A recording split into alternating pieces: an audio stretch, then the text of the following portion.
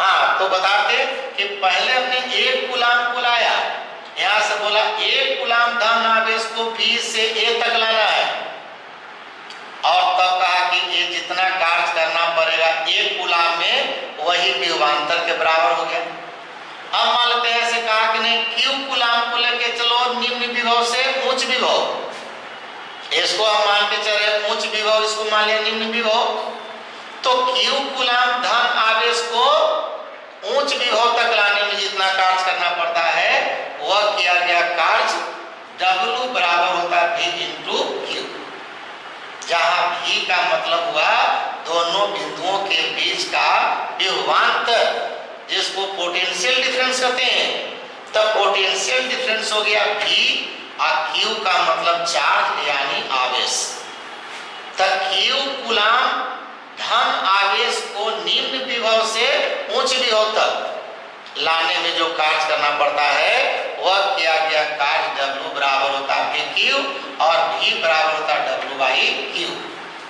इसका भी कभी कभी देखिए एक नंबरिया क्वेश्चन जब पूछ देता है एग्जाम में बोर्ड में, तो वहां पर छोटी छोटी बातें भी दिमाग में रखना पड़ता है। यही सब छोटी छोटी बात याद रखिए तो एक नंबरिया क्वेश्चन जो है फटाफट फिजिक्स में बन जाएंगे। तो ये देखा जाए ये विभव और विभवांतर की कहानी बता रहे हैं। आप देखा यहाँ पर समझिए यही विभव विभवांतर विद्युत धारा पर एक छोटा सा न्यूमेरिकल ले लिए।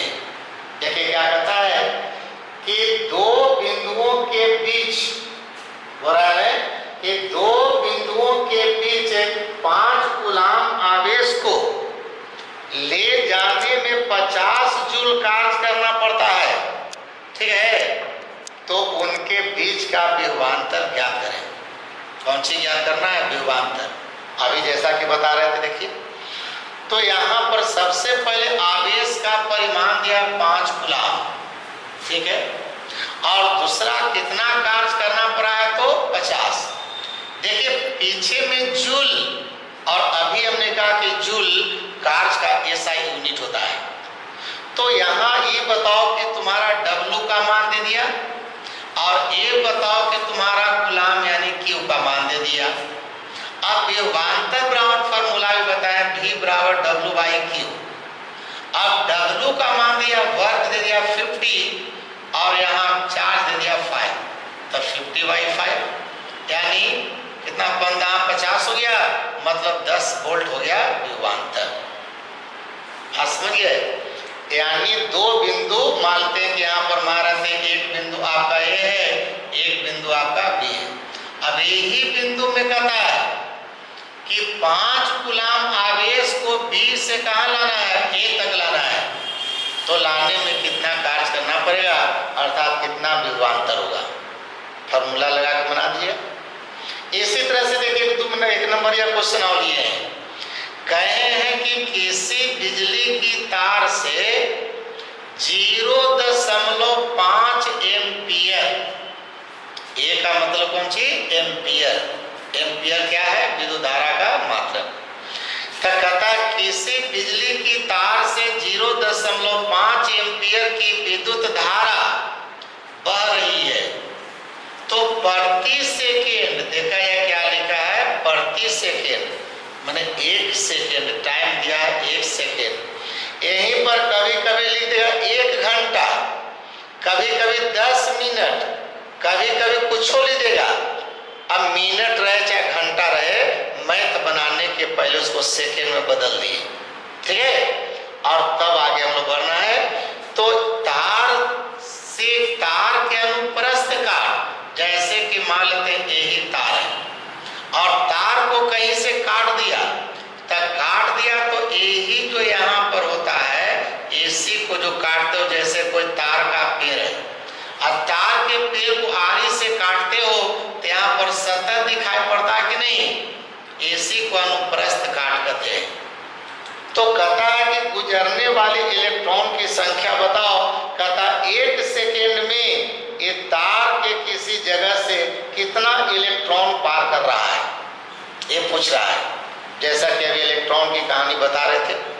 तो यहाँ पर देखिए आपने विद्युत धारा के फॉर्मूला वहां देखिए लिखे थे, I बराबर Q बाई T, और Q की फॉर्मूला लिखे थे NE सोचो आई मैंने विद्युत धारा का मान दिया है 0.5 एम्पियर।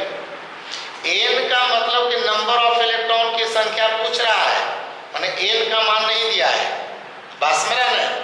अब वही देखा जाए यहाँ ई का मतलब इलेक्ट्रॉन पर चार्ज, तो अभी बता चुके हैं 1.6 गुना 10 के पावर -19। अब टी फॉर टाइम, तो टाइम दिया प्रति सेकेंड मैंने 1 सेकेंड, तो 1 सेकेंड ले लिया। तो अब बताओ कि यहाँ से तिरछा तिरछे गुना कीजिएगा, नहीं, और यहाँ से रहेगा, तो ये इधर गुना में इधर क्या आएगा भागा में, तो 0.5 बटे 1.6 गुना 10 के पावर -19। अब यहाँ दशमलव की इधर एक अंक है, नीचे भी एक अंक है, तो दशमलव हटा दिए, तब उधर हो गया 5, नीचे हो गया 16। 10 के पावर -19 यहाँ देखिए बटे में है, इसको ऊपर कर दीजिए, तब पावर का चिन्ह माइनस तो ऊपर क्या आएगा प्लस, तब 10 के पावर 19। अब सोचो 5 में 16 से भागा तो नहीं लगेगा, तो नहीं लगा तो वो अपने मन से यहाँ क्या किया 0 बैठा दिया, तो एगो 0 यहाँ बैठाएंगे, तो एगो 0 नीचे भी बैठाएंगे, तो यहाँ 10 के पावर 19 का मतलब 1 पर 19 को 0 है, एक 0 नीचे रखा तो 1 0 से 1 0 कट गया, तो बाकी 10 के पावर 18 0 बच जाएगा। 1 0 यहाँ रख दिया हमने 50 हो गया, 1 0 यहाँ भी रखे थे, लेकिन यहाँ से 0 से 1 0 यहाँ काट दिए, तब बाकी बच गया 50 बटा 16 और 10 के पावर 18। अब 50 में भागा दे रहे हैं 16 से 48, मैंने 3.1 गुना 10 के पावर 18। मतलब ये तार से जहां पर तार को हम लोग काटे हैं, तो कहता है कि कहीं पर भी काट दीजिए तो 1 सेकेंड में इतना इलेक्ट्रॉन 1 सेकेंड में पार करेगा। इधर से जो इलेक्ट्रॉन है जो तेजी से देखिए गति कर रहा है, इस तरह से पानी की धारा जैसा आगे भागता चला जाएगा।